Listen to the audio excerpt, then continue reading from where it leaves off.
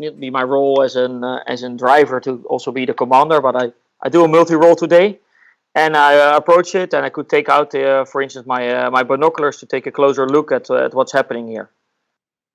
So I see smoke development and also see some fire.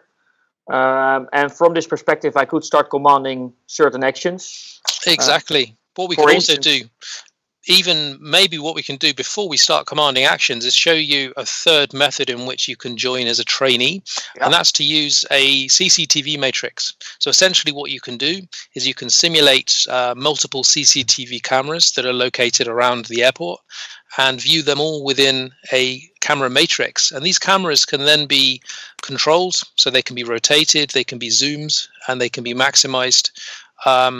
And the great thing about this is you can actually simulate the real world camera locations that you have on your premises. And so this allows you to exactly replicate the viewpoint that you would have in reality. Often this is a role which is quite challenging to train because CCTV operators rarely have anything to do. So by being able to simulate their cameras, you can put them in difficult situations where they would need to respond. For this purpose, Ben, I set up one camera on the control tower and one here on the grass. Of course, these are maybe not real locations, but just to show. I just click Add Camera Matrix, Trainee Layout, and within a few seconds I have the situation on my screen. I can, of course, control and select these cameras, zoom in, zoom out, do everything you would like to do with an actual camera. So you can place multiple cameras here. In this case, we just have 2, but you could have a matrix of 3 by 3, which would give you 9 cameras, all available at once. So the other beauty is that you can join all of these separate methods together in a single training. So you could have one trainee which is controlling the camera matrix, another one which is driving a vehicle, and another one which is the actual person that's the incident commander walking around. And then they would be placed physically apart so that they would have to verbalize through radio their communication, because maybe they have a different operational picture based on what they're seeing, and so then they need to build a common operational picture and then together command response strategies to what they're seeing. So as you see, Ben, now I have put them all in the same from the same laptop. So I got the CCTV camera and the character and the instructor station running at the same time. Great. Yeah, so obviously these pop-up windows you're seeing would normally be placed on separate computers that are physically apart, but in this case you can see them all together. So yeah, maybe we could show a few other bits and pieces of functionalities that you have as a trainee. Yeah, I'm controlling the trainee now, Ben. Great. Maybe we could start with the actual crash tender and show what we have with our auto aim functionality. Yes, of course. So I'll put this window aside for a bit. Of course, controlling the objects as an instructor is we try to make as simple as possible. So within just one click, I can start making this truck approaching the incident even closer.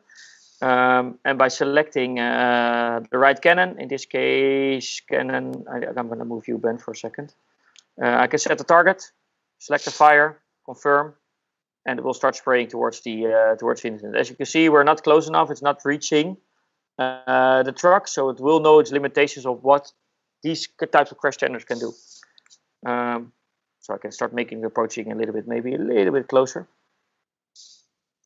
And as you can see, now it is able to reach the target.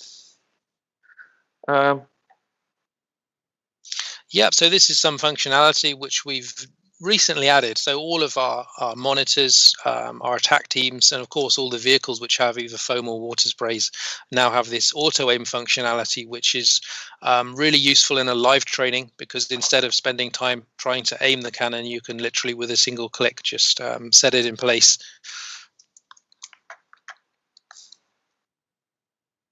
And of course, as a trainee, you have binoculars with you, but also the different meters you would have as an incident commander that it could be of use during your attack strategy.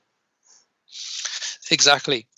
So maybe we could just show the way that you can change the incident on the fly. For instance, we could escalate this fire. As an instructor, if you're not happy with the way your trainee is responding, you can very easily on the fly escalate the situation, make the fire grow. You could even change the color of the smoke to indicate that a different material is now on fire. So we've got a very extreme fire there. But I thought for the sake of it. Go for it.